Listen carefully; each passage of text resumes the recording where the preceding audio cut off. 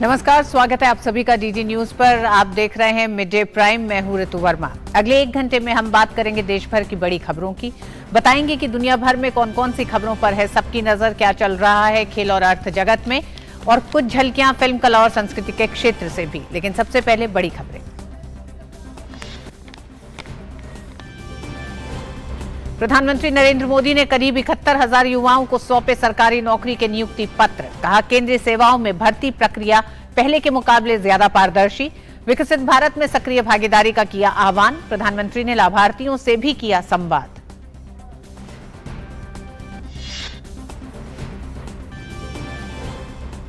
आर्थिक संकट से उबरने के लिए भारत श्रीलंका को देगा पूरा समर्थन। कोलंबो में विदेश मंत्री डॉक्टर एस जयशंकर ने दोहराई पीएम मोदी की प्रतिबद्धता। श्रीलंका के साथ रिन्यूएबल एनर्जी फ्रेमवर्क पर बनी सहमति।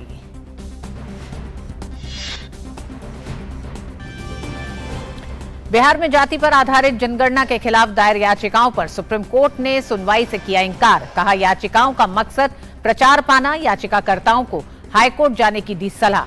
याचिका में बिहार सरकार के अधिकार को दी गई थी चुनौती। G20 हेल्थ वर्किंग ग्रुप की बैठक का आज आखिरी दिन। इंटीग्रेटेड हेल्थ केयर और मेडिकल वैल्यू ट्रैवल समेत अन्य मसलों पर भी होगी चर्चा।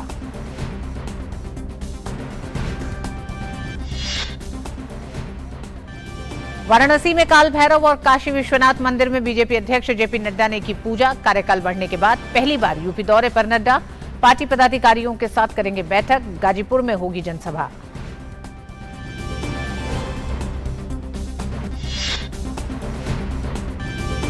और दुश्मनों की नींद उड़ाएगा भारत में बना आईएनएस वागीर। 23 जनवरी को भारतीय नौसेना के बेड़े में शामिल होगी कलावरी श्रेणी की पनडुब्बी।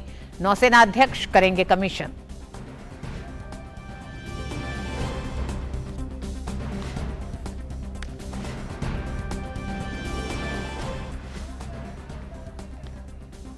और सबसे पहले बड़ी खबरों पर नजर डालते हैं।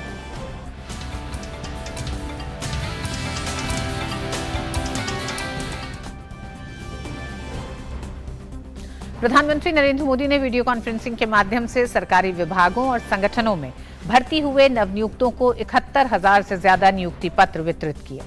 इस अवसर पर प्रधानमंत्री इन नवनियुक्त लोगों को संबोधित भी किया। रोजगार मेला रोजगार सृजन को सर्वोच्च प्राथमिकता देने की प्रधानमंत्री की प्रतिबद्धता को पूरा करने की दिशा में एक कदम है। उन्होंने कहा कि शासन व्यवस्था में सरकार का मंत्र नागरिकों के हमेशा सही होने का है। सरकार का एक अहम हिस्सा होने के नाते विकसित भारत की यात्रा में आपकी सक्रिय भागीदारी रहेगी, विशेष जिम्मेवारी रहेगी। आप में से ज्यादातर लोग सरकार के प्रतिनिधि के तौर पर सीधे लोगों से जुड़ेंगे। आप में से हर कोई अपने तरीके से लोगों के जीवन को प्रभावित करेगा। आपने सुना होगा, व्यापार कारोबार की दुनिया में कहा जाता है कि कंज्यूमर इज ऑलवेज राइट। वैसे ही शासन व्यवस्था में हमारा मंत्र होना चाहिए, सिटीजन इज ऑलवेज राइट।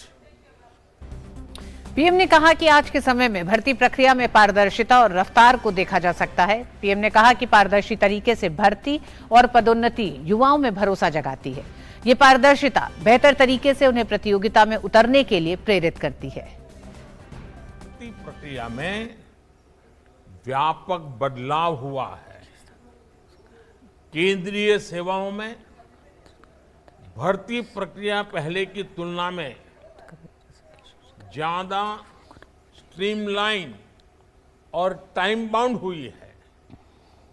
साथियों, आज आप भर्ती प्रक्रिया में जिस पारदर्शिता और जिस रफ्तार को देख रहे हैं, वो सरकार के हर काम में दिख रहा है।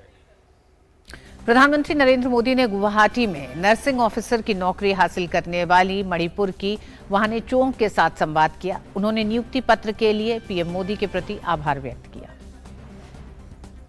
वहने जी नमस्कार। वहने जी बताइए, अपने बारे में कुछ बताइए। I am very grateful to you, sir, for giving me this opportunity to interact with you. Before coming here, I worked for 3 years in hospital, which is in Delhi. To achieve my dream job, I still continue and learning while working in private job. I am grateful to you, sir, for keeping your promise.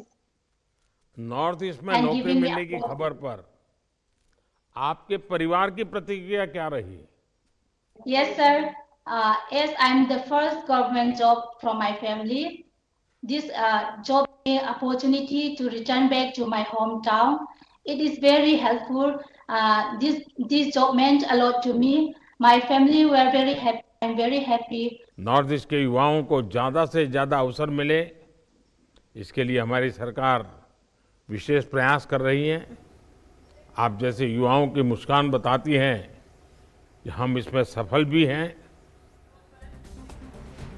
प्रधानमंत्री नरेंद्र मोदी द्वारा सरकारी विभागों और संगठनों में भर्ती हुए नवनियुक्तों को 31,000 से ज्यादा नियुक्ति पत्र वितरित किए जाने पर लाभार्थियों में खुशी की लहर है। उनका कहना है कि पहले किसी को भी रोजगार मिलने में समय लगता था, पर पीएम मोदी के नेतृत्व में आज रोजगार मिलना आसान हो गया है।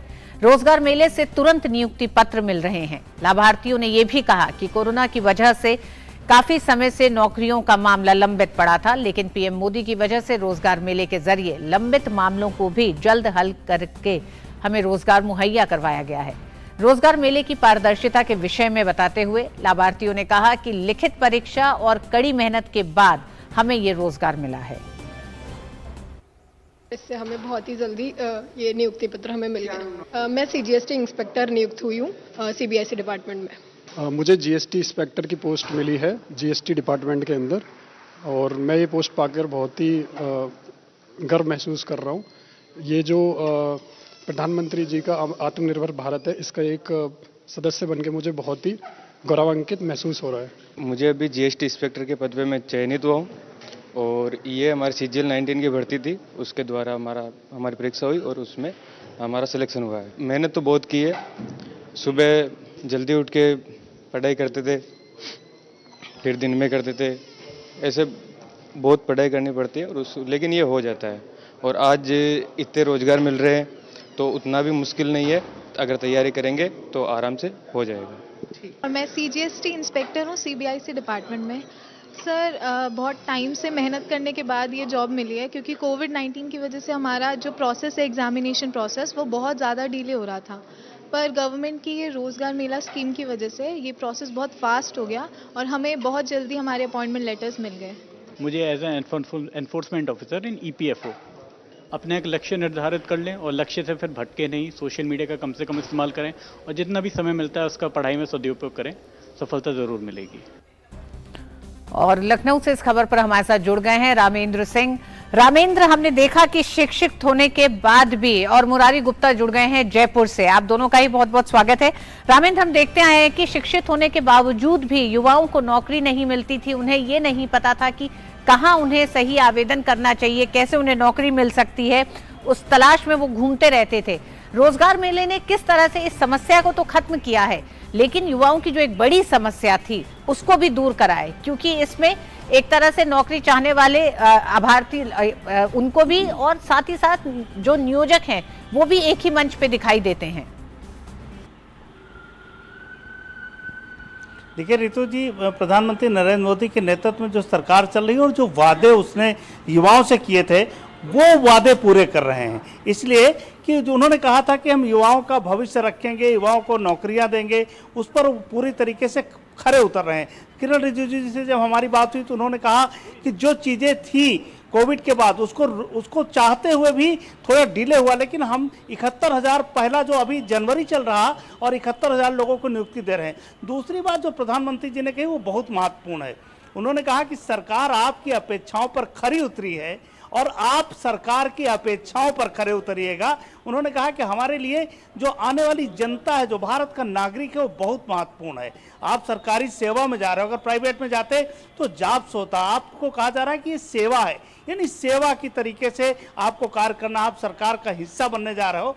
तो दो बातें उन्होंने महत्वपूर्ण कही कि हम आपके अपेक्षाओं पर खरे उतरे हैं, आप सरकार के अपेक्षाओं पर खरे उतरिएगा। और जिन लोगों से हमारी बात हुई उनके चेहरों पर मुस्कान है, उन्होंने मेहनत की है, गरीब घरों से आए हुए लोग हैं जिनके सपने साकार हो रहे हैं। तो ये बहुत शानदार अवसर था जिस कार्यक्रम में हम यहाँ थे। ऋतु जी मुरारी जी भी हमारे साथ जुड़े हुए हैं।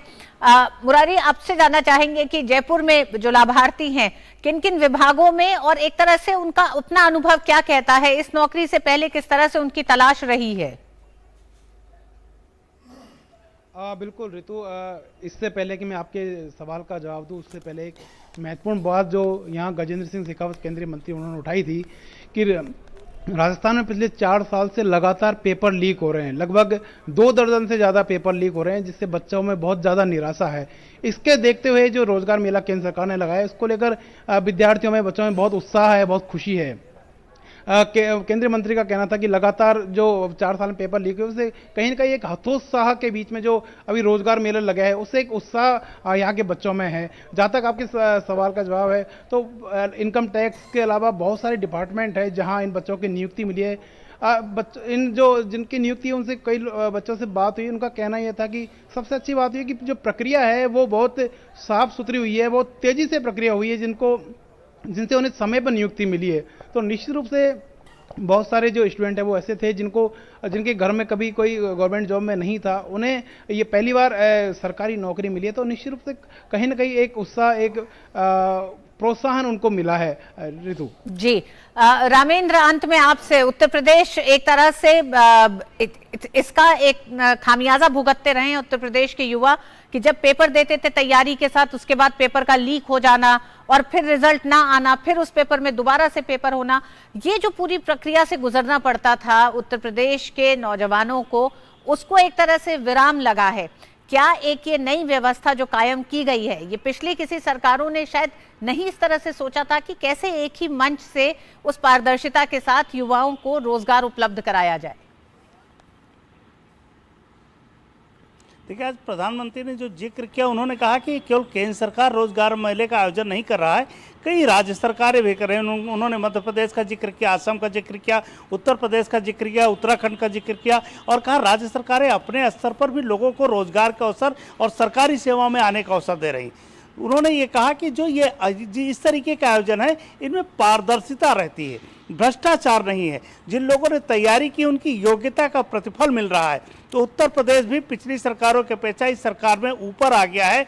अब वो चुनौतियां नहीं है जो भ्रष्टाचार होता था, जो नौकरियों के लिए लोग झोला लेकर निकलते थे, सरकार के लोग कहते थे कि पैसा दे दो नौकरी दे देंगे, तो उससे ऊपर आ गया। और केंद्र सरकार की जो साफ नीयत है, उसका भी उत्तर प्रदेश में असर है और लोगों को रोजगार के अवसर मिल रहे हैं। आज जिस तरीके से केंद्र सरकार के यहाँ 25 लोगों को केंद्रीय मंत्री ने मंच पर नियुक्ति पत्र प्रदान किया और 192 लोगों को और नियुक्ति पत्र प्रदान किए गए हैं। तो ये मैसेज देता है कि अगर आप तैयारी करोगे, आप मेहनत करोगे, तो आपके पास अवसर है, सरकार आपके पास खड़ी है, चाहे राज्य की सरकारें हो, चाहे केंद्र की सरकार हो, और आपको रोजगार के अवसर हैं। और प्रधानमंत्री ने जो वादा किया था, उस भरोसे को कायम रखा है और युवाओं के साथ वहां खड़े हैं कि आपको रोजगार के अवसर मिलेंगे और आपको सरकारी नौकरियों के भी अवसर मिलेंगे। तैयारी आपको करनी है, ये उन्होंने मैसेज दिया है। ऋतु जी हाँ, बिल्कुल, संदेश साफ है कि युवाओं को बिल्कुल भी हताश होने की जरूरत नहीं है।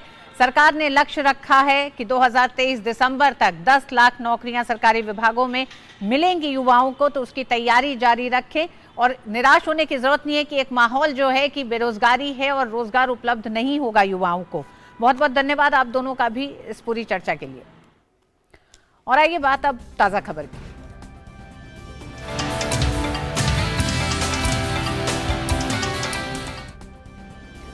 बिहार में जातिगत जनगणना के खिलाफ दाखिल दायर याचिकाओं पर सुप्रीम कोर्ट ने सुनवाई से इनकार किया। जस्टिस BR गवई की अध्यक्षता वाली बेंच ने इन याचिकाओं को पब्लिसिटी के लिए दायर याचिका करार दिया। कोर्ट ने कहा कि आप चाहें तो हाई कोर्ट में याचिका दायर कर सकते हैं। इन याचिकाओं में कहा गया था कि राज्य सरकार को जनगणना कराने का संवैधानिक अधिकार हासिल नहीं है। विधानसभा से कानून पास किए बिना सिर्फ कार्यकारी आदेश के जरिए ये नहीं हो सकता।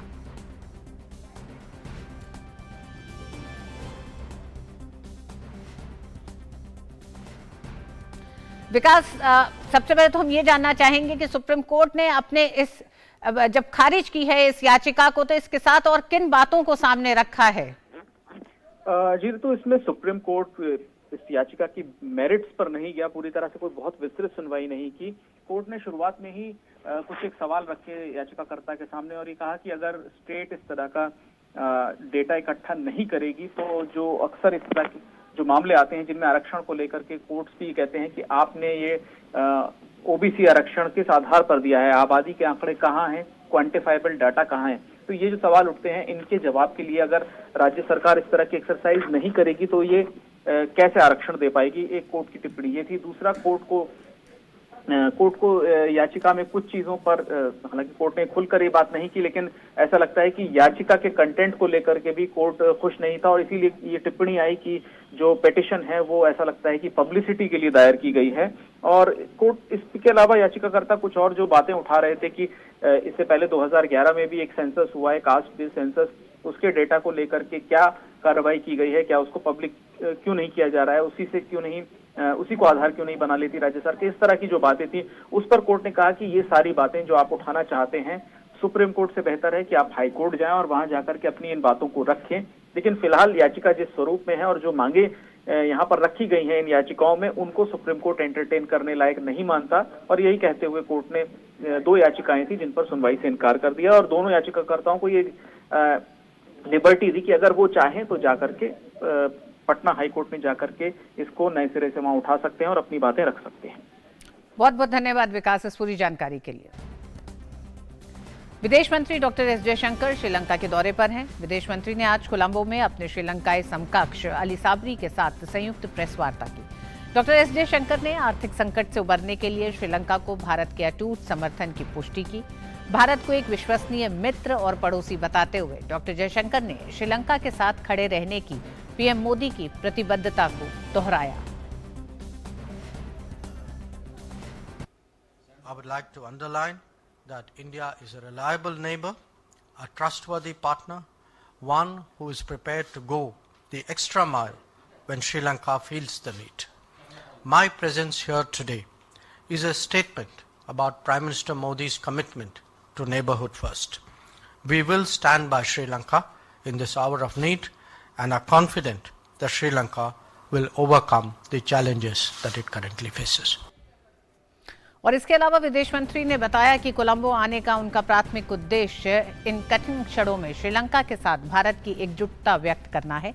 उन्होंने कहा, भारत विशेष रूप से ऊर्जा, पर्यटन और बुनियादी ढांचे के क्षेत्रों में श्रीलंका की अर्थव्यवस्था में अधिक से अधिक निवेश करेगा।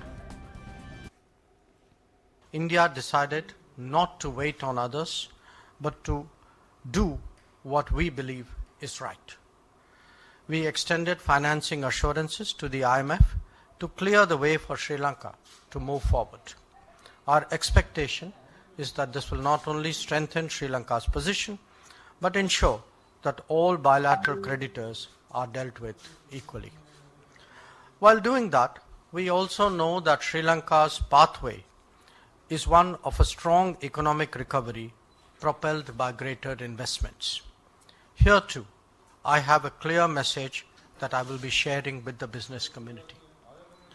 India will encourage greater investments in the Sri Lankan economy, especially in core areas like energy, tourism and infrastructure. विदेश मंत्री ने श्रीलंका में ऊर्जा संकट के बारे में कहा कि श्रीलंका में नवीकरणीय ऊर्जा की अपार संभावनाएं हैं। डॉक्टर जयशंकर ने बताया कि श्रीलंका के साथ रिन्यूएबल एनर्जी फ्रेमवर्क सहमति बनी है। Energy security is today one of Sri Lanka's most serious challenges. A search for solutions must necessarily encompass the larger region. Only then will Sri Lanka get the full benefit of scale. This country has enormous renewable energy potential that can become a sustainable source of revenue.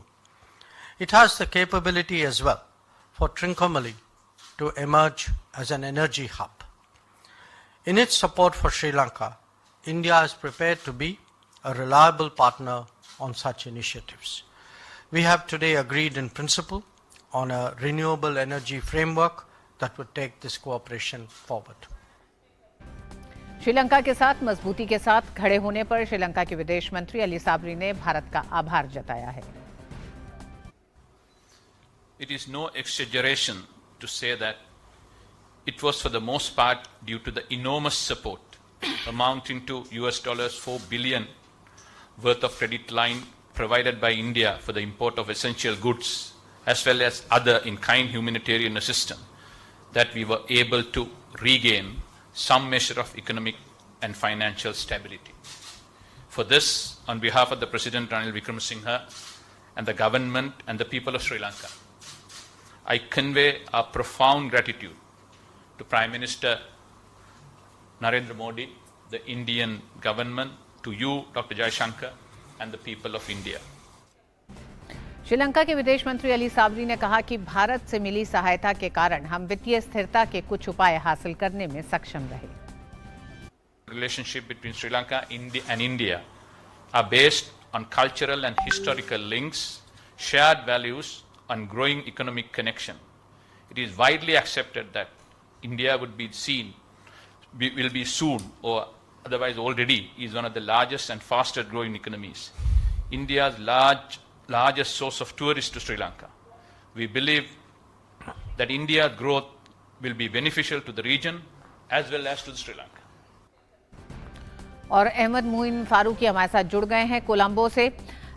Farooqui, ये सबसे पहले जानना चाहेंगे कि विदेश मंत्री S Jaishankar का दौरा कई मायनों में अहम था। इसे अगर दो मोर्चों पे समझने की कोशिश करें तो पहला तो ये जो श्रीलंका को अपने आर्थिक संकट से निकलने के लिए आईएमएफ से जो आर्थिक मदद चाहिए थी उस लिहाज से बेहद महत्वपूर्ण था। साथ ही साथ दूसरी तरफ आपसी सहयोग के तमाम उन क्षेत्रों में और ज्यादा भारत के सहयोग को जो कि श्रीलंका की अर्थव्यवस्था को मजबूत करे। तो दोनों मोर्चों पे इस दौरे को आप कैसे देखते हैं?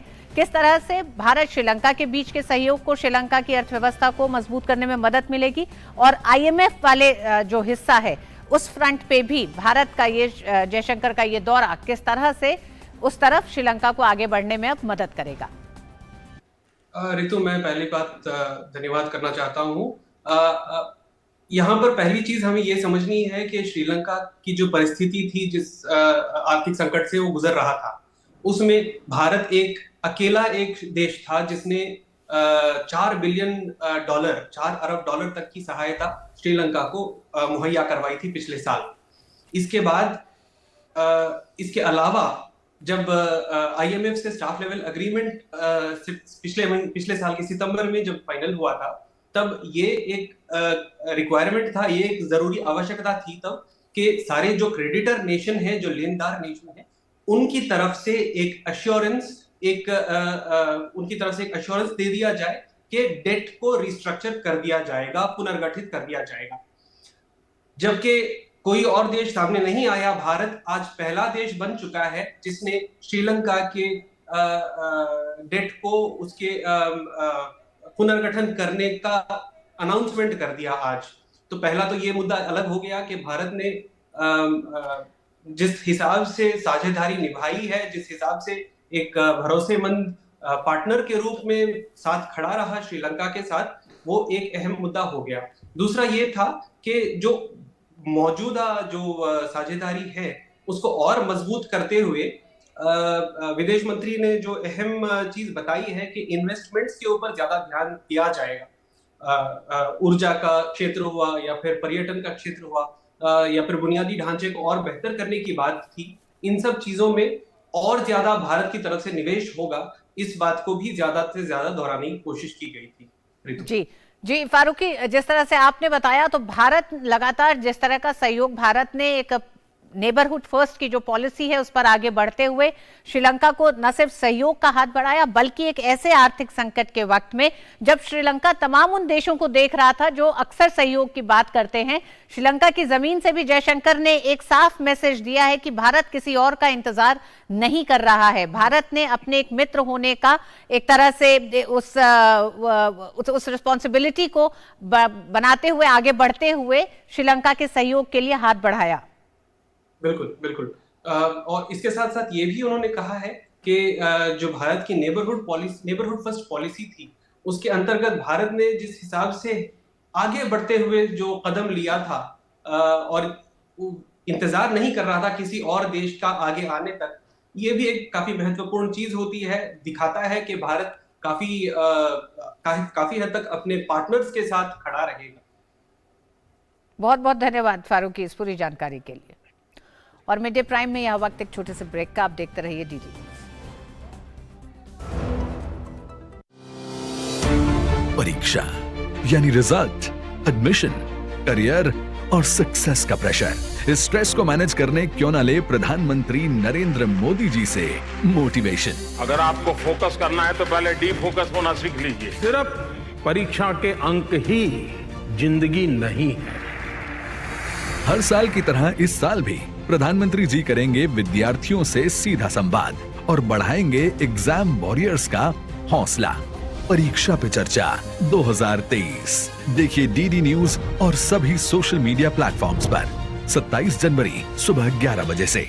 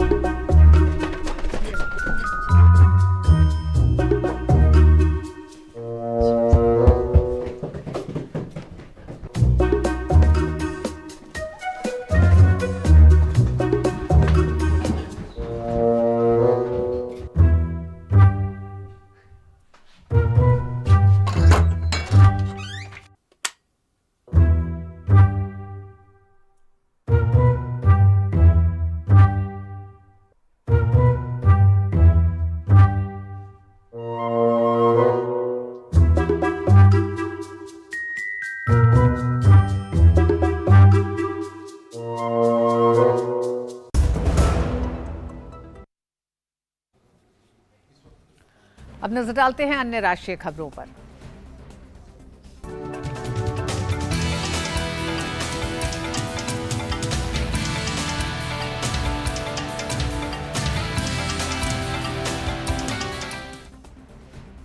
दिल्ली के उपराज्यपाल वीके सक्सेना ने मुख्यमंत्री अरविंद केजरीवाल की आपत्तिजनक टिप्पणियों पर कड़ा ऐतराज जताया है।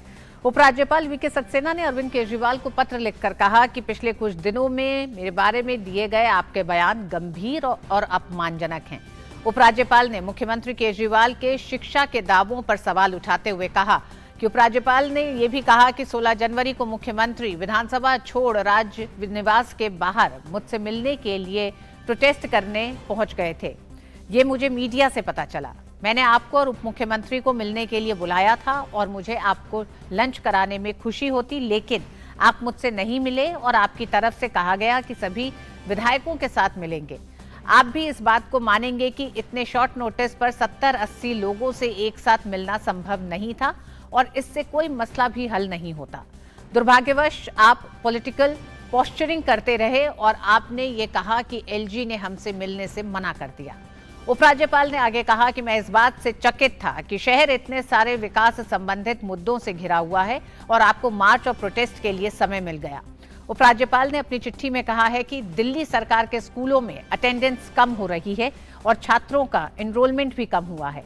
2013-2014 सत्र में जहां 16 लाख बच्चे पंजीकृत हुए थे, वहीं 2019 और 20 सत्र में 15 लाख बच्चे पंजीकृत हुए हैं। दिल्ली की जनसंख्या लगातार बढ़ रही है और छात्रों की संख्या का गिरना निराशाजनक है। उपराज्यपाल ने अपने पत्र में कहा कि पिछले 8 सालों में दिल्ली में एक भी स्कूल नहीं बना है। दिल्ली के उपराज्यपाल वीके सक्सेना ने कहा कि जबकि डीडीए ने शिक्षा विभाग को 13 प्लॉट अलॉट किए हैं, मैंने शिक्षकों को फिनलैंड भेजने का प्रस्ताव खारिज नहीं किया। कॉस्ट बेनिफिट एनालिसिस के लिए ये किया गया है।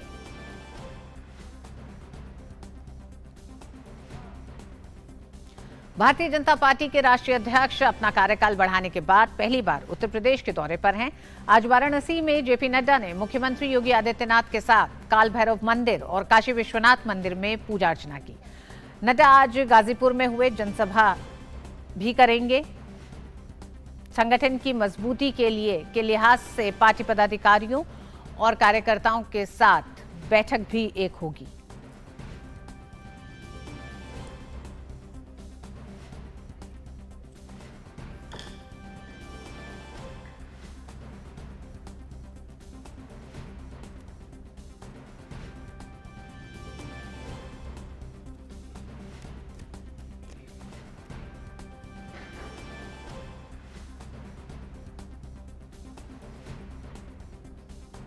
आईसीआईसीआई बैंक लोन घोटाला मामले में वीडियोकॉन समूह के संस्थापक वेणुगोपाल धूत को राहत मिली है। बॉम्बे हाईकोर्ट ने वेणुगोपाल को अंतरिम जमानत दे दी है। बता दें कि सीबीआई ने उन्हें बीते साल दिसंबर में गिरफ्तार किया था। इससे पहले वेणुगोपाल ने सीबीआई द्वारा अपनी गिरफ्तारी के खिलाफ हाईकोर्ट में रिट याचिका दायर की थी। हाईकोर्ट ने इस पर अपना फैसला सुरक्षित रख लिया था। सीबीआई ने वेणुगोपाल को जमानत दिए जाने का विरोध किया था। आपको बता दें कि आईसीआईसीआई बैंक ने 2011 में वीडियोकॉन को 3,250 करोड़ रुपए का लोन दिया था। तब वेणुगोपाल धूत और चंदा कोचर के पति दीपक कोचर के बीच व्यापारिक संबंधों का खुलासा हुआ था। धूत ने चंदा कोचर के पति दीपक कोचर की कंपनी में निवेश किया था। वहीं कोचर ने इस बात का खुलासा नहीं किया था कि ये लोन वीडियोकॉन को कंसोर्टियम के हिस्से के रूप में दिया गया था, जिसके बाद सीबीआई, ईडी और एसएफआईओ सहित कई एजेंसियों ने जांच की और उन्हें गिरफ्तार कर लिया गया था। केरल के तिरुवनंतपुरम में चल रही G20 के हेल्थ वर्किंग ग्रुप की बैठक का आज अंतिम दिन है। साइडलाइन बैठक के अलावा आज 3 पैनल डिस्कशन होंगे। पहले पैनल डिस्कशन का विषय है इंटीग्रेटेड हेल्थ केयर के माध्यम से होलिस्टिक वेलबींग यानी समग्र स्वास्थ्य को हासिल करना। दूसरे पैनल डिस्कशन का विषय है मेडिकल वैल्यू ट्रैवल को लचीला और टिकाऊ बनाना। और तीसरे पैनल डिस्कशन का विषय है आपसी साझेदारी से मेडिकल वैल्यू ट्रैवल को सुदृढ़ करना। इन चर्चाओं के अलावा प्रतिनिधियों को सोमाथिरम आयुर्वेद विलेज का फील्ड दौरा भी करवाया जाएगा। भारत ने जो G20 हेल्थ वर्किंग ग्रुप के लिए प्राथमिकताएं तय की हैं, उस पर सभी देश सैद्धांतिक रूप से सहमत है। G20 हेल्थ वर्किंग ग्रुप की पहली बैठक के समापन समारोह के बाद डीडी न्यूज से खास बातचीत में केंद्रीय स्वास्थ्य सचिव राजेश भूषण ने कहा कि कोविड महामारी से सबक लेते हुए सभी देश इस बात पर सहमत हैं कि भविष्य में किसी भी तरह की महामारी से निपटने के लिए इमरजेंसी रिस्पांस सिस्टम को मजबूत बनाया जाए। हेल्थ वर्किंग ग्रुप की अगली बैठक में इन एजेंडों का और भी विचार किया जाएगा। हमारे साथ केंद्रीय स्वास्थ्य सचिव राजेश भूषण जी हैं। सर, 3 दिन की तीन जो प्रायोरिटी भारत ने तय किए थे, कितना उस पर आगे आप बढ़े हैं? सैद्धांतिक रूप से G20 के सभी देश इन तीनों प्रायोरिटी से सहमत हैं। अब जो विमर्श होगा वो इस बिंदु पर होगा कि इन प्राथमिकताओं को जमीन पर उतारने के लिए किस प्रकार के स्पेसिफिक स्टेप्स, विशिष्ट कदम उठाने की आवश्यकता है। कोविन की बात करें या फिर ई संजीवनी की बात करें, तो भारत कैसे इस पे आगे बढ़ रहा है बाकी देशों को, और क्या टेक्नोलॉजी देना चाहता है? ये जो डिजिटल हेल्थ सॉल्यूशंस हैं, ये इस प्रकार के हों कि सभी देश इनका इस्तेमाल कर सकें। हम कहते हैं ओपन सोर्स हों अपने देश में। हम ये भी कहते हैं कि ये digital solution digital public health goods हैं, यानी ये सबके लिए उपलब्ध है। ये मानवता के कल्याण के लिए, ये उस कॉन्सेप्ट में आता है जहां हम कहते हैं one health, one future, one family. तो इन मुख्य सिद्धांतों पर सहमति है। अब इनको कैसे क्रियान्वित किया जाएगा उस पर विमर्श आगामी बैठकों में होगा। इंडोनेशिया वाले बैठक में, बाली बैठक में डिक्लेरेशन में कोविड पैंडेमिक फंड बनाया गया था।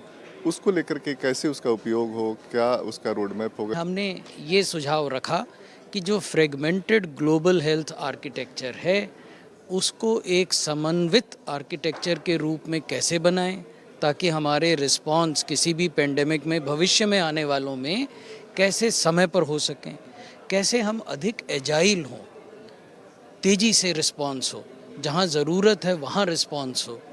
तो ये सब चीज़ें पेंडेमिक फंड एड्रेस करेगा आने वाले दिनों में। एंटीबायोटिक का दुरुपयोग हो रहा है और ये एक महामारी के रूप में सामने आ रहा है, और G20 की जो बैठक हो रही है इसमें ये प्रमुख एजेंडे के रूप में है। इस पर क्या बातचीत हुई? आवश्यकता इस बात की है कि जिन लोगों को ज़रूरत है एंटीबायोटिक्स की, वो एंटीबायोटिक से वंचित न हो। हमारे बच्चों को ज़रूरत है, हमारी माताओं को ज़रूरत है, क्योंकि माताओं का स्वास्थ्य, बच्चों का स्वास्थ्य, मैटरनल मोर्टेलिटी, इन्फेंट मोर्टेलिटी इससे जुड़े हुए हैं। लेकिन साथ ही एंटीबायोटिक्स का रैशनल उपयोग हो, रैशनल यूज़ ऑफ एंटीबायोटिक्स, उसके लिए डॉक्टर्स की, पैरामेडिक्स की कैपेसिटी क्रिएशन, स्किल बिल्डिंग, इस पर काम किया जाना है और लंबे अरसे तक काम किया जाना है। भारत जो है समग्र हेल्थ पर ध्यान दे रहा है, होलिस्टिक अप्रोच के साथ आगे बढ़ रहा है और यही जो विजन है भारत का, और जब G20 की जो प्रायोरिटी है भारत की, उस पे आगे बढ़ रहा है। Cameraman MA. खान के साथ नितेंद्र सिंह, DD न्यूज़, तिरुवनंतपुरम, केरल। केंद्रीय स्वास्थ्य मंत्री डॉक्टर मनसुख मांडविया ने ट्विटर पर एक वीडियो साझा किया है। इस वीडियो में G20 प्रतिनिधि प्रधानमंत्री जन औषधि केंद्र का दौरा कर रहे हैं। इस वीडियो के साथ स्वास्थ्य मंत्री ने लिखा है कि G20 के प्रतिनिधियों ने प्रधानमंत्री भारतीय जन औषधि परियोजना पहल की प्रशंसा की। इस योजना के तहत देश के कोने कोने में लोगों को सस्ती कीमत पर गुणवत्तापूर्ण दवाएं मुहैया कराई जा रही हैं। सुप्रीम कोर्ट ने प्रति परिवार एक कार की नीति को लागू करने की याचिका पर सुनवाई से इंकार कर दिया है। मुख्य न्यायाधीश DY चंद्रचूड़ ने कहा कि यह नीतिगत मसला है, अदालत अपनी ओर से ऐसा कोई आदेश नहीं दे सकती। रक्षा राज्य मंत्री अजय भट्ट जम्मू कश्मीर के दौरे पर हैं। अजय भट्ट ने जम्मू में बलिदान स्तंभ पर पुष्पांजलि समारोह में भाग लिया। अजय भट्ट ने देश की रक्षा के लिए न्यौछावर होने वाले शहीद जवानों को श्रद्धांजलि दी।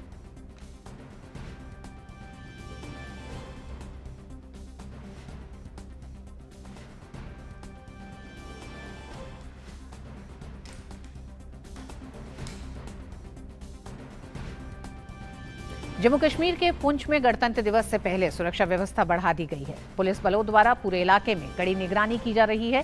इस संबंध में ऑपरेशन के डिप्टी एसपी एजाज ने बताया कि वे हर साल ये अभ्यास करते हैं। पुलिस बल जगह जगह जाकर औचक निरीक्षण भी कर रही है, जिससे सुरक्षा व्यवस्था में कोई खामी न रह जाए। सबसे पहले तो मैं ये चीज़ कहूँगा कि एक तो 26 जनवरी आ रही है, उसके लिए भी हमारी ये सालाना ड्रिल भी होती है। तो पिछले दिनों रजौरी में वाक़या हुआ है, तो उसकी वजह से हमें ओवरऑल भी ऊपर से भी यही हदायतें हैं। हमने भी अगर सर्वाइव यहाँ पे करना है तो हमने सबसे पहले अपनी सिक्योरिटी, अपने लोगों की सिक्योरिटी, इसलिए हम इस एक्सरसाइज को सरप्राइजली कभी किसी जगह पे जाकर हम चेकिंग, नाका चेकिंग करते हैं, गाड़ियों की चेकिंग करते हैं, पर्सनल फ्रिस्किंग भी करते हैं, कि ताकि कहीं कोई ऐसा लकूना ना रह जाए जिसमें हम कल अफसोस के बगैर कोई चारा ना रहे। इसलिए मेरे जो भी ग्रिड स्टेशन है, जो मेरे साथ सिक्योरिटी के लोग हैं, आर्मी है हमारे साथ, CRP है, डिस्ट्रिक्ट पुलिस है, मेरा अपना कंपोनेंट है, तो हम सारे ऑन टो हैं। 26 तक तो हम बिल्कुल भी कोई कसर नहीं छोड़ना चाहते हैं जिसमें कोई सिक्योरिटी का लैप्स का चांस। त्रिपुरा के जिरानिया सब डिवीजन में 2 राजनीतिक दलों के समर्थकों के बीच हुई झड़प के मामले पर भारत निर्वाचन आयोग ने त्रिपुरा के मुख्य सचिव और पुलिस महानिदेशक से रिपोर्ट मांगी है। निर्वाचन आयोग ने आज दोपहर 3 बजे तक रिपोर्ट पेश करने को कहा है। भारतीय नौसेना 23 जनवरी को कलवारी श्रेणी की 5वीं पनडुब्बी वागीर अपने बेड़े में शामिल करने वाली है। भारत में इन पनडुब्बियों का निर्माण मुंबई के मझगांव डॉक शिपयार्ड्स लिमिटेड ने फ्रांस की कंपनी नेवल ग्रुप के सहयोग से किया है। नौसेना अध्यक्ष एडमिरल R हरिकुमार पनडुब्बी को कमीशन करेंगे। आधिकारिक प्रेस विज्ञप्ति के अनुसार वागीर स्वदेश में अब तक निर्मित सभी पनडुब्बियों में सबसे कम समय में तैयार हुआ है। ये भारतीय नौसेना की क्षमता काफी बढ़ा देगा। ये दुश्मनों के जहाजों पर हमला करने और उनकी प्रभावशीलता सीमित करने, पनडुब्बी रोधी युद्ध, खुफिया जानकारी एकत्रित करने, समुद्र में माइन बिछाने और निगरानी सहित कई कार्यों में सक्षम है। वागीर का नाम सैंड शार्क के नाम पर रखा गया है, जो दुश्मन की नजरों से बचकर निडरता से काम करता है।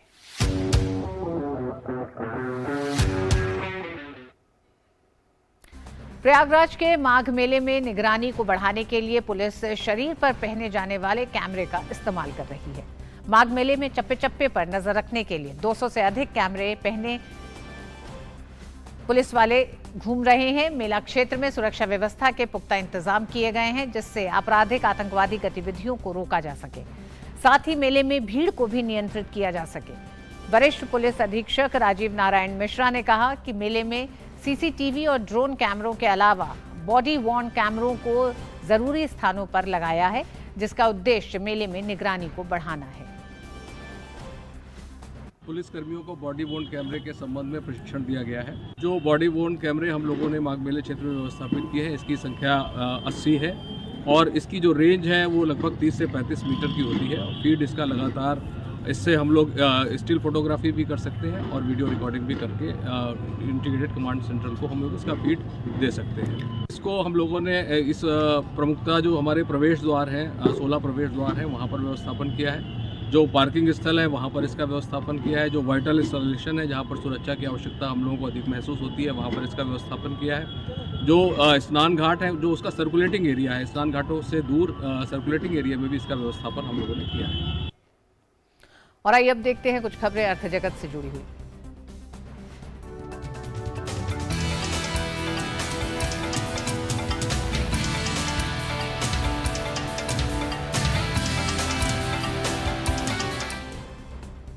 कपड़ा मंत्रालय हथकरघा से तैयार गृह सज्जा उत्पादों को प्रदर्शित करने के लिए आज से 10 दिवसीय विशेष हथकरघा प्रदर्शनी विरासत हथकरघा गृह सजावट का जश्न आयोजित करने जा रहा है।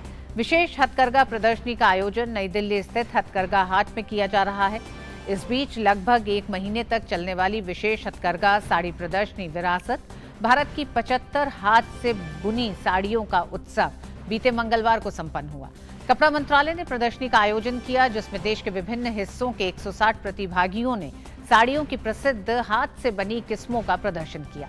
इस आयोजन ने हथकरघा क्षेत्र की परंपरा और बहुमुखी प्रतिभा दोनों का जश्न मनाया। प्रदर्शनी में देश के विभिन्न हिस्सों से विशेष हथकरघा बुनाई का प्रदर्शन करके साड़ी बुनाई की सदियों पुरानी परंपरा पर ध्यान केंद्रित किया गया।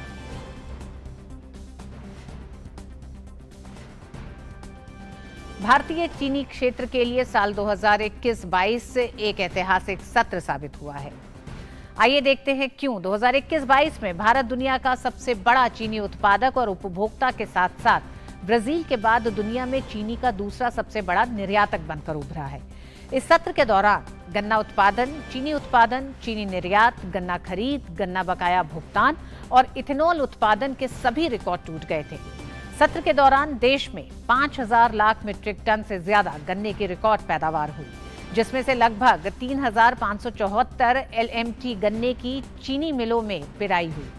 इससे 394 लाख MT चीनी का उत्पादन हुआ, जिसमें 36 लाख चीनी का इस्तेमाल इथेनॉल उत्पादन में किया गया और चीनी मिलों द्वारा 359 LMT चीनी का उत्पादन किया गया।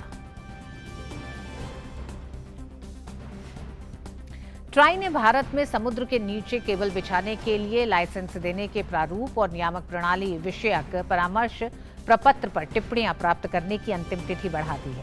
पक्ष विपक्ष में टिप्पणियां जमा करने की तिथि अब क्रमशः आगामी 10 फरवरी और 24 फरवरी कर दी गई है। पक्ष विपक्ष में टिप्पणियां इलेक्ट्रॉनिक प्रारूप में advbbpa@trai.gov.in पर और उसकी प्रति jtadvBBPA-1@trai.gov.in पर भेजी जा सकती है। भारतीय रेलवे ने एक बार फिर अपने राजस्व में नया कीर्तिमान स्थापित किया है। रेलवे ने पिछले वित्त वर्ष की तुलना में अब तक 42,370 करोड़ से अधिक का राजस्व हासिल किया है। हालांकि अभी वित्तीय वर्ष 2022-23 में 71 दिन शेष है। और मिड डे प्राइम में वक्त एक छोटे से ब्रेक का। आप देखते रहिए डीडी न्यूज।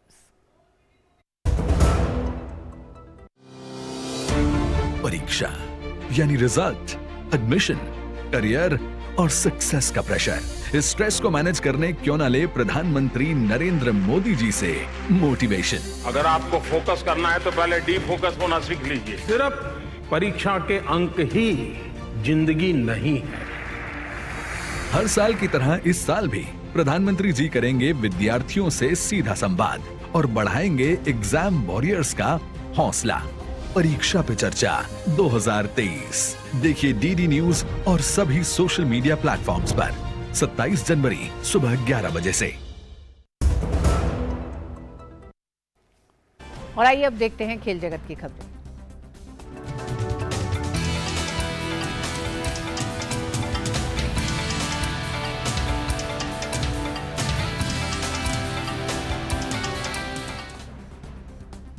सुचित्रा, आपका भी बहुत बहुत स्वागत है। क्या आज खेल जगत से क्या खबरें सामने हैं? शुक्र ऋतु। सबसे पहले बात कर लेते हैं क्रिकेट की।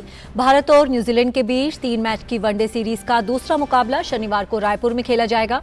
भारतीय टीम ने हैदराबाद में खेले गए पहले वनडे में न्यूजीलैंड को 12 रन से हराया था। ऐसे में ये मुकाबला कीवी टीम के लिए सीरीज बचाने वाला मुकाबला रहेगा। पिछले मुकाबले में भारतीय टीम की ओर से शुभमन गिल ने शानदार पारी खेली थी और अपने वनडे करियर का पहला दोहरा शतक जड़ा था। ऐसे में एक बार फिर से टीम को शुभमन गिल से उम्मीद रहेगी। वहीं न्यूजीलैंड की बात करें तो यहां माइकल ब्रेसवेल ने पिछले मैच में 140 रन की शानदार पारी खेली थी। वहीं मिचेल सेंटनर ने भी उनका बेहतरीन साथ दिया था। कीवी टीम के लिए सबसे जरूरी पहलू ओपनिंग ऑर्डर का चलना होगा। वहीं गेंदबाजी विभाग में भी टीम के लिए कंसिस्टेंसी एक बड़ा विषय रहेगी। बात करते हैं हॉकी की। ओडिशा में खेले जा रहे FIH पुरुष हॉकी विश्व कप में भारत ने अपने तीसरे मुकाबले में वेल्स की टीम को 4-2 से हरा दिया। इस जीत के बाद भारतीय टीम ग्रुप डी में दूसरे स्थान पर रही। ऐसे में टीम को अब क्वार्टर फाइनल में जगह बनाने के लिए क्रॉसओवर मुकाबले में 22 जनवरी को न्यूजीलैंड से भिड़ना होगा। भारतीय टीम के शीर्ष पर काबिज इंग्लैंड के बराबर 7 अंक हैं, लेकिन गोल अंतर में टीम इंडिया पीछे रह गई। इंग्लैंड ने भारत के मुकाबले ज्यादा गोल किए। वेल्स के खिलाफ मुकाबले में भारत की ओर से शमशेर सिंह, आकाशदीप सिंह और कप्तान हरमनप्रीत सिंह ने गोल किए। वेल्स के खिलाफ जीत के बाद भारतीय हॉकी टीम के कप्तान हरमनप्रीत सिंह का कहना है कि टूर्नामेंट में आगामी मुकाबले को लेकर टीम को अपने खेल में सुधार करना होगा। उन्होंने कहा कि न्यूजीलैंड के साथ खेले जाने वाला क्रॉसओवर मैच भारत के लिए बेहद अहम होगा। हरमनप्रीत सिंह से खास बात की हमारे संवाददाता मुकेश शुक्ला ने। हमारे साथ है हरमनप्रीत सिंह, टीम इंडिया के कैप्टन। एक बड़ा रिलीफ, आपने फाइनली एक पेनल्टी कॉर्नर जो है वो कन्वर्ट किया। एक बड़ा अच्छा मुकाबला देखने को मिला, काफी ट्राई हो रहा था। कितना प्रेशर था आज के मैच में, क्योंकि स्कोर भी हमें ज्यादा करना था? प्रेशर नहीं था, बट हमारा यही माइंडसेट था कि पहले वाला मैच जो भी रहेगा, बट हमने अपनी गेम पे फोकस करना है आई थिंक। एंड स्टार्टिंगली बॉल काफी अच्छा हमने हैंडल किया और काफी अपॉर्चुनिटीज मिली हमें। बट सेम बात है कि जो कन्वर्ट करने में हमें और इम्प्रूव करना पड़ेगा कि जितने भी फील्ड गोल चांसेस मिल रहे हैं और जहाँ पे पेनल्टी को हमारे चांसेस मिल रहे हैं, मेक श्योर कि हम थोड़ा इस पे ज्यादा वर्क करें। हमें न्यूजीलैंड के साथ क्रॉसओवर खेलना है तो एक अगेन बिग टास्क होगा। थोड़ा सा इम्प्रूव हुआ है और कोशिश करेंगे। बिल्कुल सर, अच्छी टीम है, क्योंकि जब भी उनके साथ खेले हैं तो एक अच्छा मैच देखने को मिला है। तो डेफिनेटली फुल हम अपना 100% देंगे उस मैच में। जिस तरह से आकाशदीप ने आज यहाँ पर परफॉर्म करके दिखाया, ऐसा ही एक कंबाइंड एफर्ट देखने को मिल रहा था। कहीं ना कहीं हार्दिक की कमी थोड़ी खल रही थी। बिल्कुल सर, आकाशदीप बहुत अच्छे प्लेयर हैं, क्योंकि मोस्ट सीनियर प्लेयर है हमारी टीम में। एंड उनके साथ जो यंगस्टर खेल रहे हैं, उनका जो कनेक्शन है, उनकी जो अंडरस्टैंडिंग अच्छी बन रही है, तो आई थिंक आज वो देखने को मिली है। एंड वो बहुत अच्छा खेले हैं।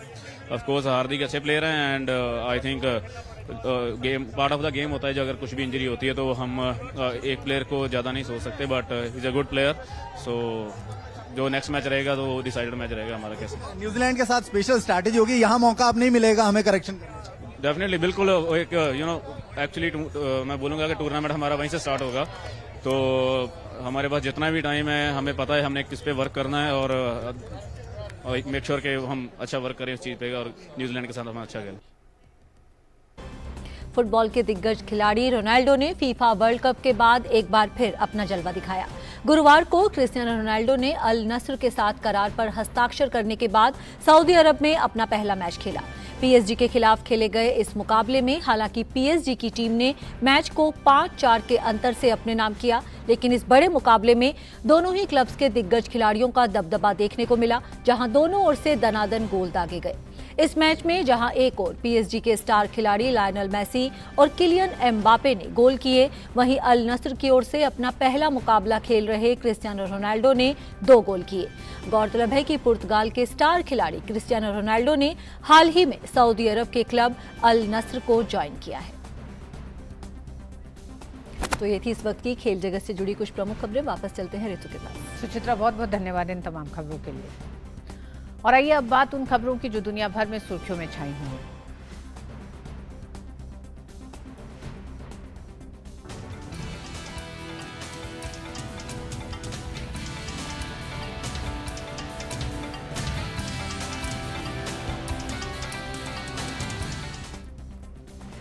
अमेरिका ने गुरुवार को यूक्रेन के लिए सैन्य सहायता के एक नए पैकेज की घोषणा की है। अमेरिका ने इस नए पैकेज में $2.5 बिलियन के सैन्य सहायता देने की घोषणा की है।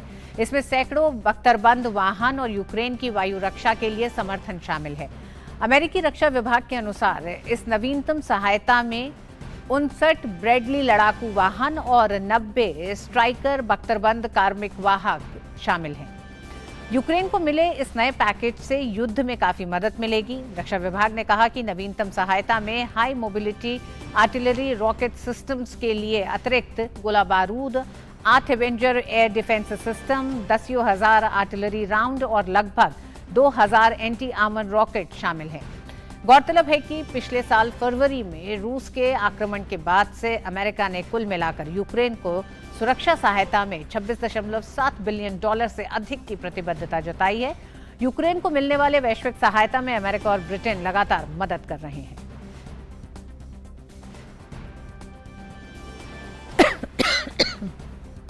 माफ करिएगा। ब्राजील के राष्ट्रपति लुइस इनासियो लूला दा सिल्वा ने बुधवार को कहा कि उनके खुफिया सुरक्षा बलों ने पूर्व राष्ट्रपति बोल्सोनारो के समर्थकों की भीड़ को राजधानी ब्राजीलिया में मुख्य सरकारी इमारतों पर धावा बोलने दिया। सुरक्षा बल इस भीड़ को रोकने में असफल रहे। एक साक्षात्कार में लूला ने कहा कि उनकी खुफिया सेना द्वारा इस बारे में उन्हें चेतावनी नहीं देना उनकी प्राथमिक गलती है। लूला द्वारा राष्ट्रपति की सुरक्षा के लिए जिम्मेदार राष्ट्रीय सुरक्षा सलाहकार के कार्यालय में नियुक्त 13 और सैन्य अधिकारियों को बर्खास्त किए जाने के कुछ घंटों के अंदर उनकी ये टिप्पणी आई। राष्ट्रपति ने जोर देकर कहा है कि वह ब्राजील के सशस्त्र बलों के साथ सभ्य संबंध बनाए रखना चाहते हैं। उन्होंने ये भी कहा कि वे इस सप्ताह के अंत में सेना, नौसेना और वायुसेना के कमांडरों से मिलने के लिए तैयार हैं। पेरू में विरोध प्रदर्शन रुकने का नाम नहीं ले रहा है। राजधानी लीमा में जारी टेकओवर लीमा प्रदर्शन के दौरान लीमा की सड़कों पर कल हजारों लोग जमा हुए। इस दौरान पुलिस और प्रदर्शनकारियों के बीच झड़प हो गई। पुलिस ने प्रदर्शनकारियों पर आंसू गैस के गोले दागे। वहीं अपने बचाव में प्रदर्शनकारियों ने आंसू गैस के कनस्तरों को वापस पुलिस की ओर फेंका। पिछले महीने से विरोध प्रदर्शनों से जुड़ी घटनाओं में 50 से अधिक लोगों की मौत के कारण प्रदर्शनकारियों का गुस्सा कल लीमा की सड़कों पर दिखाई दिया। पूर्व राष्ट्रपति पेड्रो कैस्टिलो के समर्थक वर्तमान राष्ट्रपति बोलुआर्टे से इस्तीफे की मांग कर रहे हैं। त्वरित आम चुनाव और एक नए संविधान की मांग कर रहे हैं। दिसंबर से ही पूर्व राष्ट्रपति पेड्रो कैस्टिलो को अचानक हटाए जाने के बाद से देश में विरोध प्रदर्शन जारी है। वहीं मानवाधिकार समूहों ने पुलिस और सेना पर विरोध प्रदर्शनों के दौरान घातक अग्निशस्त्रों के इस्तेमाल करने का आरोप लगाया है। हालांकि पुलिस का कहना है कि प्रदर्शन के दौरान प्रदर्शनकारियों ने हथियारों और घरेलू विस्फोटकों का इस्तेमाल किया है। नेटफ्लिक्स के सह संस्थापक रीड हेस्टिंग्स ने कल सीईओ पद से इस्तीफा दे दिया है। रीड ने कहा कि वह अपने लंबे समय के साथी को सीईओ टेड सैरेंडोस और कंपनी के chief operating officer Greg Peters को नेटफ्लिक्स की बागडोर सौंप देंगे। जानकारी के मुताबिक कंपनी के शेयर पिछले साल लगभग 38% गिर गए थे। हालांकि बाद में इनमें 6.1% का उछाल देखा गया था। वहीं स्ट्रीमिंग वीडियो पायनियर ने भी कहा है कि नेटफ्लिक्स ने पिछले साल के अंत में अपेक्षा से अधिक ग्राहकों को संभाल लिया था। रिपोर्ट्स के मुताबिक 2022 की पहली छमाही से ही नेटफ्लिक्स दबाव में है। सीईओ पद से इस्तीफा देने के बाद रीड कंपनी में अब कार्यकारी अध्यक्ष के तौर पर काम करेंगे।